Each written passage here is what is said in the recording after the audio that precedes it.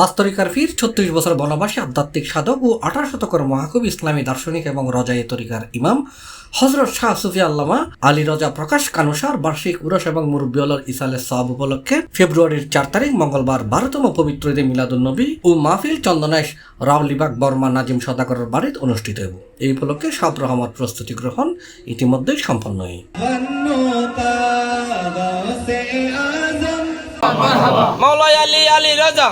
এতে কর্মসূচির মধ্যে আছে কোরআন খানি, মিলাদ মাহফিল, জিকির আজকার ও ফাতেহা। বিশেষ মোনাজাত পরিচালনা করিব উস্কাইন দরবার শরীফ সাজ্জাদ আনসিন ও রজাই যুব তরিকত কমিটি বাংলাদেশের চেয়ারম্যান পীরজাদা আলহাজ মাহমুদ খুরশেদুল্লাহ রজাই। এতে দেশবরণে বহু ওলামায়ে কেরামল উপস্থিত থাকিব। দরবারের বিয়াক আশেক ভক্ত মুরিদানলের উপস্থিত থাকিবেলায় আমন্ত্রণ জানাই দরবারের শাহজাদা ইমামউদ্দিন রজাই। C+ TV Chittagong.